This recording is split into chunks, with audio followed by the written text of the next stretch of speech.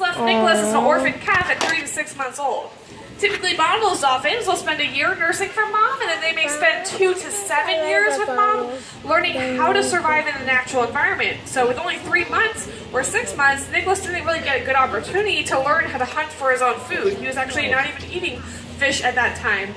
He doesn't know how to avoid things like boats, predators, and humans, and therefore the government deemed him non-releasable, and they chose his forever home to be here with us at Clearwater Marine Aquarium. Now we can't teach Nicholas those same things that a mother dolphin would teach him, but we can teach him things that help us to better care for him in his home here at Clearwater Marine Aquarium.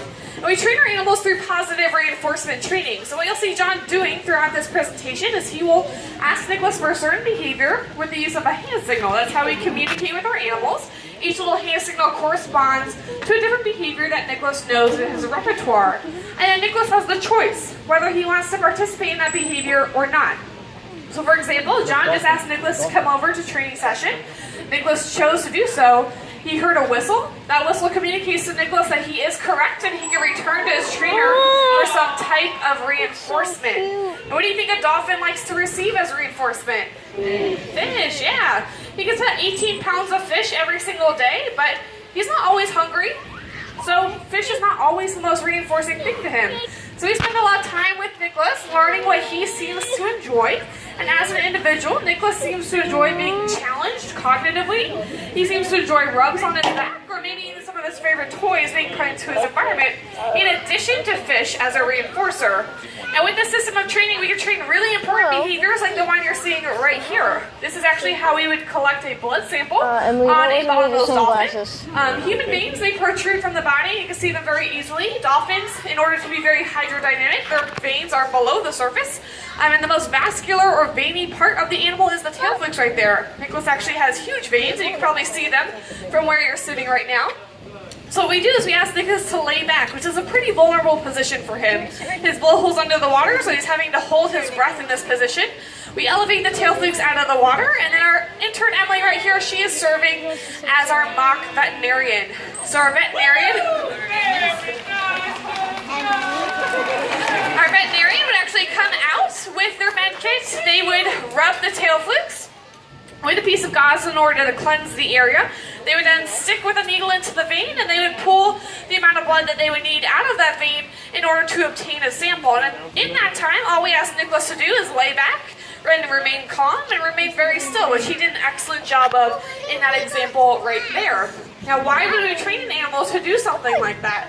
Well, in Nicholas's natural environment, he's going to be pretty good at hiding any signs of illness or weakness, because showing those signs or symptoms would make him a very easy prey item for his natural predator, the shark. So he's almost going to pretend not to be sick if he is not feeling so good. And he'll behave in the same way in this type of environment as well.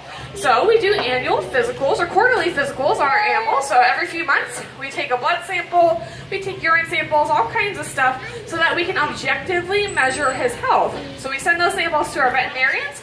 Our veterinarians, the vast majority of the time, will tell us that Nicholas is A-okay and to continue to do what we do. However, if something were to come up in that blood sample that would indicate that Nicholas is not feeling so well, we'd be able to proactively administer veterinary care to the animal and be able to provide him with the best care possible. So it's a very important behavior and something that we practice all the time, so that when it comes time to actually stick with the needle and collect that blood sample, it's no big deal. Nicholas sees that behavior almost every single day.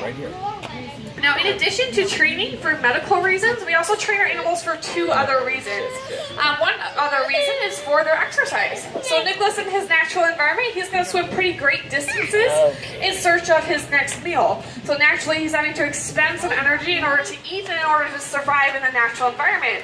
Here at the aquarium, he gets 18 pounds of fish absolutely for free every morning, so he doesn't really need to expend energy in order to find his food. But if we feed him that much every day, and we never ever ask him to exercise, he's going to be a pretty unhealthy dolphin. So we do ask him to exercise and emit some high energy behavior so that we can maintain some healthy muscles and a healthy heart in Nicholas. Now, in addition to exercise and medical management training, we also train them for their cognitive stimulation. In his natural environment, he's going to be solving problems to find his next meal or to evade a predator, so he's going to have to be thinking and problem solving in order to survive and to be successful in his natural environment. Oh geez. Now Nicholas, again, doesn't have to worry about his food. He doesn't have to worry about predators, but thinking and using his big brain in the same way he'd be using it in the wild is still very important to us and to Nicholas's well-being. So we train our animals all the time. Even if they're learning something cute and silly, the process of learning is what is important in maintaining Nicholas's health and well-being. So right now, John is asking Nicholas to clean up his room. How many parents here wish it was that easy just to give him a little hand signal and then the room is perfectly clean? Well, Nicholas, he's really good at that. So you can take a look.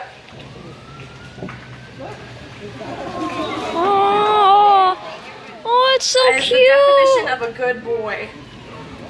Now, we have trained a few behaviors that are associated with this particular toy. So Nicholas, he knows to, one, retrieve the ball. He also knows to kick the ball with his very powerful tail fluke. So we are going to be working on that behavior, so just as a warning, pay attention. The ball may come flying your way. So Nicholas has very powerful tail flukes and very powerful tail. Dolphins will use an area of their body called the peduncle, which is the muscular region behind the dorsal fin, to propel themselves through the water, up and out of the water. So that muscle region is very strong. And when Nicholas kicks that ball with his tail, you're going to see that how powerful that tail is. Now, in addition to the ball kick behavior, John has already showed us another behavior with this ball called goals. So Nicholas has these nice little drains in his pool that kind of look like soccer goals. And we think it's really cute and funny to ask him to play soccer with us. He has great aim. Goal!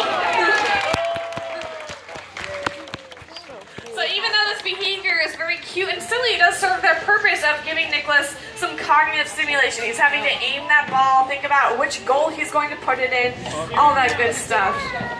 Now here comes our ball kick behavior. So we're going to put our ball out into the middle of the pool. Watch out. We're going to ask Nicholas to use that very powerful tail to fling it at all of you. Whoa! And you can see he's really excited about that victory. He says, go!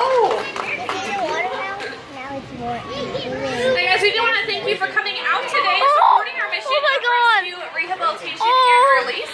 We would also like to remind you that we would never interact with Nicholas's wild counterparts as closely as you see us interacting with our resident animals here today. They were deemed non-releasable, and that's the only reason that we interact with them, because they need our help to survive. They're ambassadors to their species, so we want to thank you guys for coming. We want to thank you guys for coming out today and supporting that mission and seeing animals in a way that's appropriate rather than bothering them in their natural environment. If you do have any questions, we'd love to answer those for you after the presentation. But for now, thanks for coming and have a great day. Bye, everybody.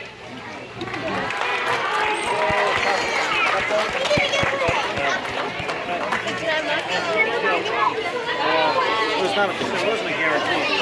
Okay, that was that show.